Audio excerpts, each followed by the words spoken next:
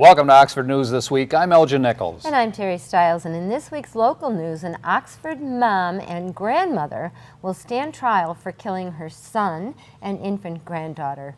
And do you believe it? Some residents are paying double sewer bills, and they have for years. Stay tuned. Learn more about these stories and others. The Oxford News begins right now.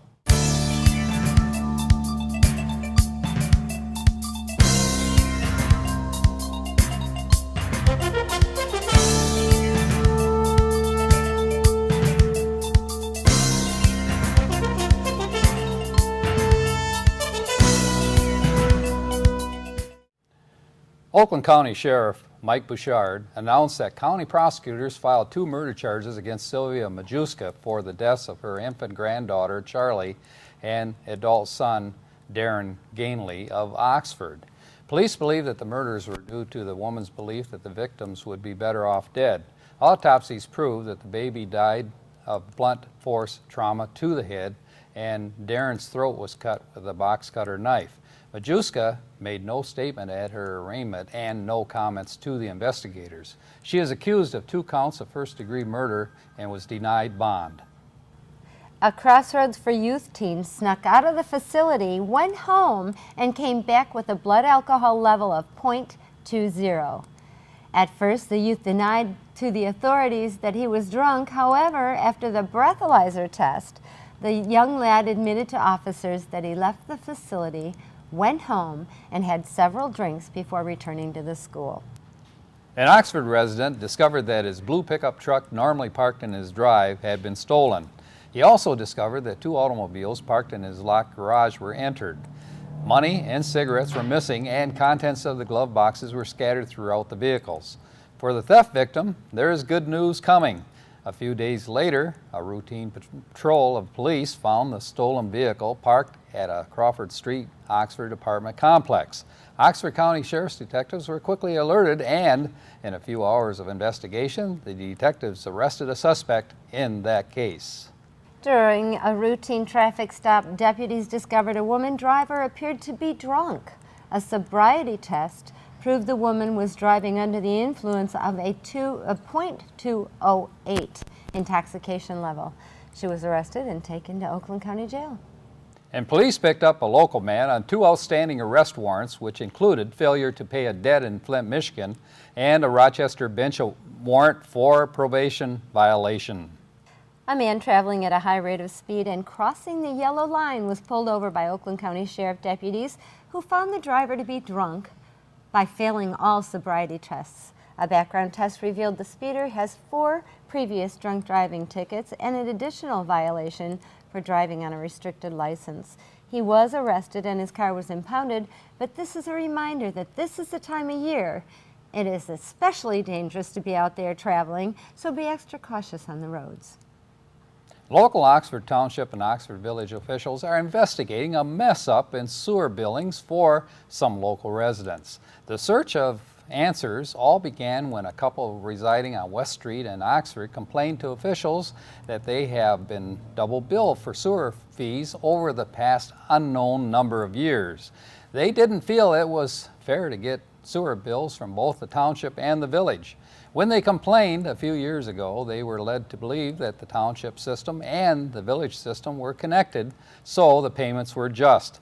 After the township supervisor, Bill Dunn, and clerk Curtis Wright were confronted by the resident, they agreed to check it out, and guess what? They discovered there were others who were also paying double bills. The properties are on the common border line of both the village and the township. Those service fees now questioned are actually provided by the village. It was discovered that many residents who were paying the township and not the village were actually paying the wrong people. Township officials have rationalized the mistake was made because those properties were located on the village-township border. Officials years ago believed that the township provided the sewer and water for those homes, so they billed them accordingly. The village billed those residents because records showed those services were provided by the village. However, some residents did not pay the village for their services because they were billed by the township. What a mess, huh? A determination investigation on who owes who will now follow Stay tuned. A water main break sent Oxford Middle School students home from school last week, but the break was short-lived, however, after the DPW and a Lapeer excavating company repaired the source of the parking lot leak in short order. Turns out the 3-inch hole was a cause of the leak, giving the students a reprieve from school, and that was a hole in the pipe. There's all kinds of water issues this week, isn't there? Yes, the parking lot was flooded, and you know what? The kids were yippee-yi-yay. We get to go home for a while. Really good thing it didn't get too cold, otherwise it would be an ice skating rink. Yeah, right. But I feel bad for village residents who found that they have been paying double on their sewer bills, and that, I guess it's been a long time that they've been doing that. Yeah. So, you know, that had to be, you know, if they went before the village and asked the question, you know, why am I getting 2 bills here, you know? I think there should have been probably a response way back then. Now, that was about 8 years ago, I understand. Probably, so. probably so. But I also read in the newspaper that the township's position is that they have no problem paying that back. They have a huge sewer fund balance, which that can only be used on sewer issues. Right. And that's great, but it should be paid back to the village, not the residents who's already paid. Sure. They paid the township should then owe the village. And Right. if they can see eye to eye, I'm hoping they can. They need to work together. It's one community. So Yeah. hopefully that won't create any legal issues like we've seen in the past. I'm thinking probably the village is saying, well, no, wait a minute now, we never got money, you know, Right. you collected the money, it should come to us now. Right. So I'm sure that, you know, like we said, it's a mess, and so they're going to have to get it straightened out. And it seems like they'd skip a step if I can see where the township would pay those residents and then the residents turn around and pay the village. But maybe that straight shot and get it done and over with might be the best way to do it. I don't know. Watch the news and you'll learn more down the boy. line on this one, I'm Yeah, sure. that one. And another exciting thing this week was the Oxford School Board meeting. Oh, yes. I rarely watch those, but I happened to watch it this week. And there's some issues there. There's 3 board members that are waiting to go in, which I'm kind of confused. All the rest of the boards in this community have already replaced the new board members that were voted in November, but the school board apparently doesn't do that. So prior to these 3 people coming in, they want to. This current board decided to vote on hiring somebody to replace Bill Skilling in August of 2015, and that was a little upsetting to the school board members that are about to take their new seat. So, And I think in justification, not everybody on the board, you know, agreed with that. Yes, Only a few, correct, you know, that tried to push it through, I think. you They used all, the right of course, word. ended with, you know, it'll go to the next year's board. And the reason why, No, I think if they're going to look at it again the next meeting, which is prior to that new board. okay, but we'll have to see what happens, Yeah, folks, out there. stay That'll tuned. be interesting to see what the climax That's is. right. There's all kinds of exciting things going on in this community at all times, not always bad. But that's it for Oxford News this week. If you'd like to learn more about these stories and others, stop by your local store and pick up a copy of the Oxford Leader newspaper, or better yet, catch us right here on OCTV. This is where your news is closer to home.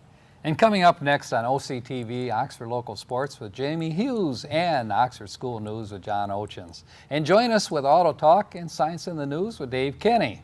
I'm Terry Stiles, and this is Oxford News This Week, where your news is closer to home. And I'm Elgin Nichols. Remember, always be kind to your friends and neighbors, and thanks for watching.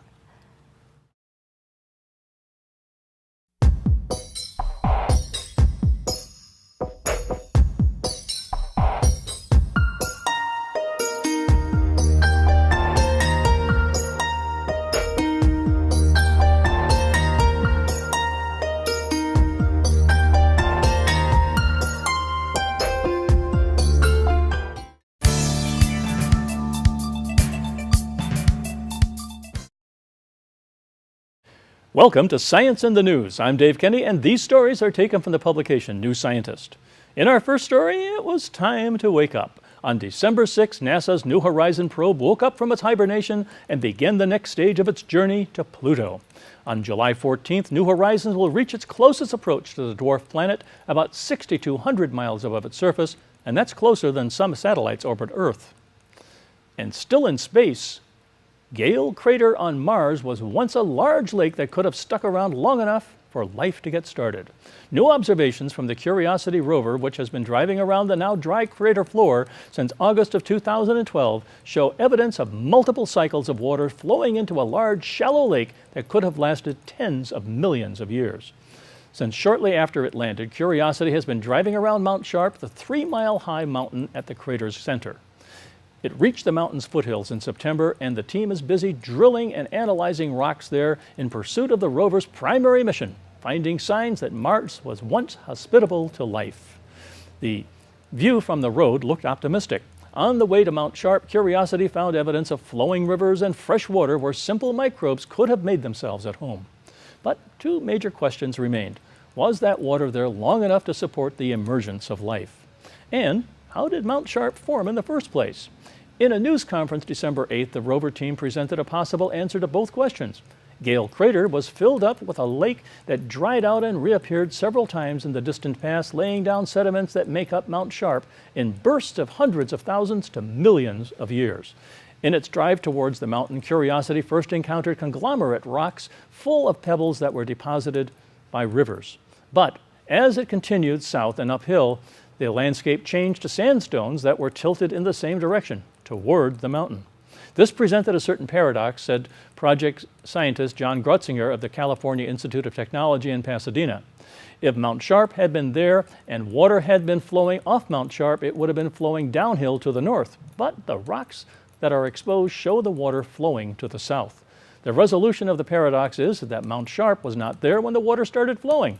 Instead, water flowed from the cratered rim towards the interior, filling up an ancient lake. At the base of Mount Sharp, sandstone layers became much thinner and flatter, as if they were laid down more slowly and without strong currents swirling around them. We think that's what we're seeing here, lake floor deposits, Grutzinger said.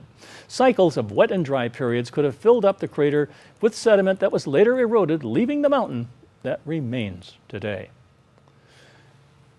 And back on Earth, the seemingly inevitable collapse of the West Antarctic ice sheet and the associated sea level rise are happening faster than previously thought. Earlier this year, two papers revealed that several glaciers on the West Antarctic ice sheet seem to be on an unstoppable retreat into the sea and will collapse completely in the next 200 to 1,000 years, raising sea levels by about 24 inches. Because the glaciers help to stabilize the ice sheet, that could mean the whole sheet is doomed, causing around 13 feet of sea level rise. Now, Sönke Schmidtko from the Helmholtz Center for Ocean Research in Kiel, Germany, and his colleagues have revealed some of the processes that are driving the melting. And it turns out they weren't being produced by climate models that predict future melting, meaning the process is happening faster than thought. Schmidtko's team combined a range of data sets measuring seawater properties such as salinity, which drops when ice melts nearby, and temperature at different depths and locations going back to 1975. They found that Western Antarctica has in recent years seen warmer, saltier water being driven under the shelf, the part of the ice sheet that sticks out over the ocean. The warmer water comes from the deep and is pushed up under the ice shelf by changing wind patterns, some of which are in turn driven by global warming. Until now, it wasn't clear exactly what processes were driving the melting, says Sarah Gile from Scripps Institute of Oceanography in San Diego. It could have been caused by water moving faster and thus carrying heat faster, for example. The results are transformative, Giles says. They tell us to focus on temperature or water mass changes rather than velocity. And she adds they are a step towards developing a better understanding of the physics of ice shelves and towards making better climate change projections. Exactly how the new results will change models isn't clear, but Schmidtko says it's likely to be bad news because the existing models do not take this warmer water into account. Well, that's it for this edition of Science in the News. I'm Dave Kenny. Stay tuned to Oxford Community Television. We'll be right back.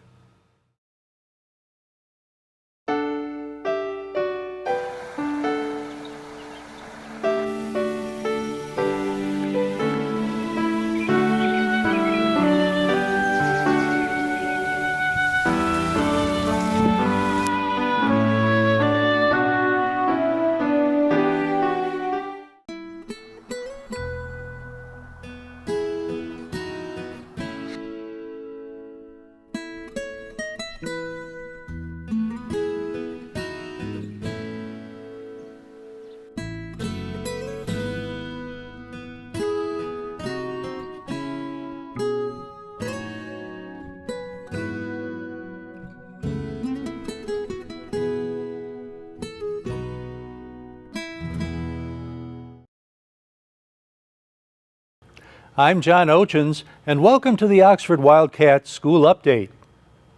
It started out as a quiet pre-holiday Oxford School Board meeting, December 10th. It was scheduled to be awards night as scholar athletes and musicians were introduced and applauded. After a short break, things were still looking up as teachers' raises were announced and progress seemed to be indicated on a district strategic plan. Then, Board President Colleen Schultz announced a last-minute change to the agenda, voting to select a new superintendent. Remember that 3 new board members were recently elected and will take their place in January. They were all there, and here's how it went. All right, next we have item F, which we voted to add to the agenda tonight, which is the appointment of superintendent, and I believe there is a motion and proposal. I'd like to speak about that. You can at the end, at non-arranged. Before you vote, Nope, after we vote. why not prearranged? Because you aren't on prearranged. It already, It wasn't on the agenda, I couldn't have known that. yeah, you can't be on prearranged, you weren't on prearranged. So it was put on prearranged, understanding that no one would be able to speak about it under. No, So this not couldn't go to the necessarily. next meeting? No, I mean, we are prepared to vote Dr. on it Stillman, now. is that the proper procedure for a school board under Wisconsin, under the Michigan Association of School Boards procedure protocol? You And I'm can, asking that as a future member of this school board. yeah, I understand what, Yes, I'm just saying, it is, you can add an agenda item. yes, I before know the- you can, yeah. and I speak to that before you vote. If you are on the prearranged, you can. This was, I cannot be on a prearranged if you did this tonight before I even got here. I'm asking now. Mike, with all due I'm respect, asking Dr. Stilling. okay, but you I knew, know you know you something know, about it, you but know, he answered, he's the you knew it was superintendent. on the agenda, you knew it was gonna be on the agenda, No, because you I did posted not. it on Facebook. No, I did So not. you I did said it was know. a rumor. And I got a text from Colleen Schultz, the president, saying that everything was in open discussion. Right. And that there wasn't Okay. anything. And when I That's texted not- her again to ask about this an hour ago, I have not received a response. So I'm a little disappointed in the protocol and the procedure that the board is following. Then Board Member Jim Reese chimed in, followed by Dan D'Alessandro, recapping a Facebook exchange. We'll We were told we explain, could not attend tonight's we'll explain the closed session. history when we take this Yep. vote, we'll explain the history of how this came about. And then you'll maybe have a better understanding of how this came about. Mike, you had said that you had, I'm trying to get a timeline here, because I had asked too, Colleen. You sent a text to Colleen at 10:30 last night, okay?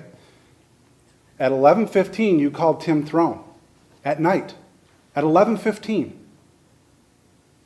And I then didn't you, know he was gonna share that with people, because I didn't. But okay, but because I asked, okay? Because I'm trying to understand your complaint. And then at midnight, you post on Facebook that she hasn't responded to you. She hadn't. At 10 o'clock, 10:30 at night, Mike, I don't think that's, I didn't say there was anything wrong with it, I just. I know, said but why haven't would you go to gotten a Facebook and post it response. I'm at surprised you're midnight? following me that closely, but thank you. Well, because Mike, I we're- haven't heard anything else from you unfortunately, we're- professionally, we're- but tonight, I guess this is a You good know, opportunity. but Well, Mike, that's because that's understand one totally thing. unprofessional. Understand That's what I one would thing. say. Mike, I can take care of it. Facebook is. totally Understand, unprofessional. How you understand handle this, this, Mike. absolutely. Former Principal Mike Schwag is one of the new board members. He further explained his position. I found it just, I guess, unprofessional that this is the way this whole thing came about. That someone is going to appoint a superintendent with new members coming on board. And prior, just 2 weeks prior to that approximately, that a new board group is coming in, that you're not allowing that group to select the superintendent that they can work with. I find that appalling on a professional level. Then, going into, I guess, a desperation move of sorts, is to notify people that this is happening, because the school board did not notify anyone. This was not on the agenda. This was not put out anywhere publicly. It was hidden. It was a stealth move. Dan D'Alessandro tried to explain the board's position. It came to the board's attention that Tim was being courted by not one, but 2 different schools and to be their next superintendent. Now, we had 2 candidates at that point that we felt could be the successor. One was plucked from us, and we were facing the realistically of having our second. So as a board, it's no different than if somebody comes to you or anybody in here in the public sector, in the private sector and says, we want to make you a job offer. We're going to pay you more. We want you to come join us. This is a public entity. I understand And that. this requires public input. I let you talk. Now please let me talk. Okay? It's no different than if somebody says, we want to hire you. So if Tim is given an opportunity, he comes to us and says, what would you like me to do? So this board has a decision to make. And that's how I came to the conclusion. Then the item was put up for a vote, but when they got to board member Robert Martin, things came to a halt. Mike, I could hardly agree with you more. This is a very ill-conceived procedural mistake as far as I'm concerned. I do not believe this issue to be as time-sensitive as it's being portrayed. Tim, my vote will be no, and it's a vote against procedure. It's not a vote against you. I think had this come up during the next board's term, you obviously would have been seriously considered for the position. And if it does come up in the next board's term, I think you'll be seriously considered for the position. This is not the way to do it. Martin pretty much summed up the thoughts of 3 of the existing board members, and the motion was finally tabled until the next meeting on December 17th. Now remember, the new board members take their seats in January. Stay tuned. That's the Oxford Wildcat News for this week. Dave Kenny is up next with Science in the News, followed by Wildcat Sports. This is Oxford Community Television, keeping it local.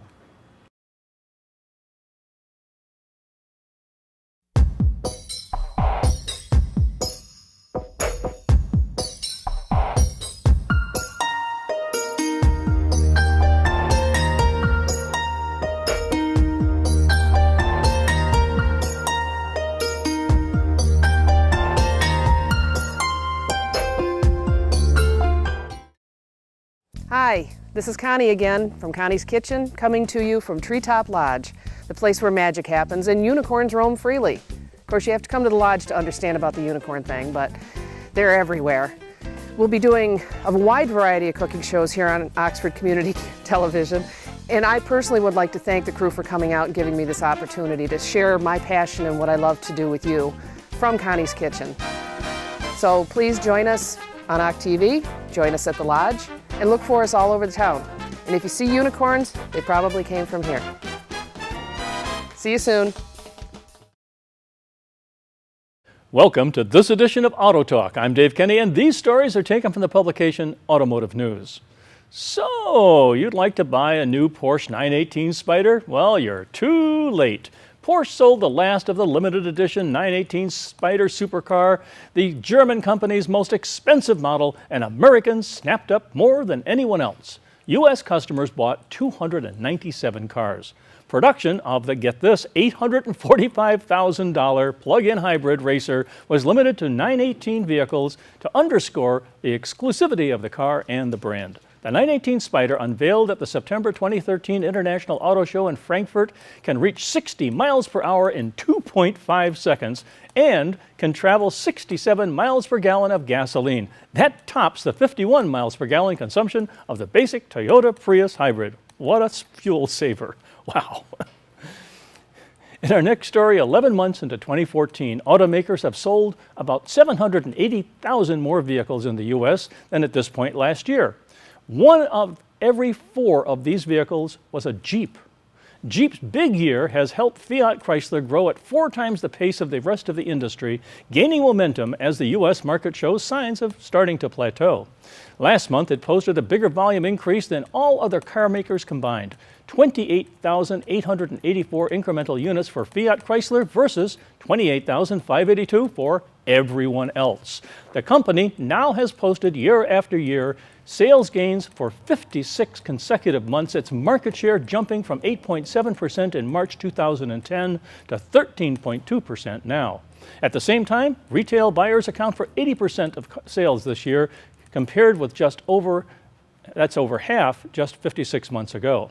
Industry-wide sales rose 5% in November, and the seasonally adjusted annualized selling rate hit 17.2 million, the second highest of any month in more than 8 years. The biggest contributor to this year's growth has been Fiat Chrysler, whose sales are up 16% in 2014. The rest of the industry, excluding Fiat Chrysler, has increased 4% on the year. The Jeep brand alone has managed to boost its sales by 44% in 2014. Jeep accounts for nearly 3/4 of Fiat Chrysler's year-to-date sales gain. Wow, what a success story. At Ford, Ford Motor Company is dropping the name My Ford Touch in an overhaul of the touchscreen infotainment system that has sent its quality ratings plummeting in recent years. The new system, which Ford calls Sync 3, uses BlackBerry's in-car operating system QNX instead of Microsoft technology that has underpinned Sync since its introduction in 2007. Ford says Sync 3 will be available starting in the 2016 model year and offered throughout the full Ford and Lincoln lineups by the end of the 2016 calendar year. Raj Nair, Ford's product development chief and chief technical officer, said Sync 3, so named because it's the third generation of Sync, with the second being My Ford Touch, is designed to be more intuitive and quicker than the current system, which Ford introduced in 2010 to make its vehicles stand out among technology-craving, smartphone-carrying consumers. He said it's designed to be device agnostic, working with any type of smartphone, though it does include Siri Eyes-free capability for more seamless integration with Apple Inc.'s iPhones. The 8-inch screen is the same size as My Ford Touch, but the text is larger, touchscreen zones are larger, and background colors are brighter. Voice controls respond to more conversational language and return simpler prompts if the system fails to understand what was said. The system can automatically update itself using a owner's home wireless network, whereas Ford had to fix past glitches by mailing out upgraded software or asking customers to visit a dealership. Vehicles equipped with My Ford Touch will not be able to upgrade to Sync 3. Too bad. And on the recall front, Nissan Motor Company is recalling about 470,000 SUVs and cars globally, including 143,000 in North America for possible fuel leaks. Nissan is recalling vehicles from the 2012 to 2015 model years because fuel pressure sensors may not have been sufficiently tightened during production. That could lead to a fuel leak over time due to heat and vibration, increasing the risk of a fire, according to documents posted online by the U.S. National Highway Traffic Safety Administration. The affected models have direct injection engines. In the U.S., the affected vehicles include certain 2012 to 2014 Nissan Juke SUVs, 2012 to 2013 Infiniti M56 cars, and QX56 SUVs, and 2014 to 2015 Infiniti Q70 sedans and QX80 SUVs, according to NHTSA documents. Dealers will replace the fuel sensors if needed at no cost. Well, that's all for this edition of Auto Talk. I'm Dave Kenny, and as always, may the wind be at your back as you cruise down life's highways. Stay tuned to Oxford Community Television, and we'll be right back.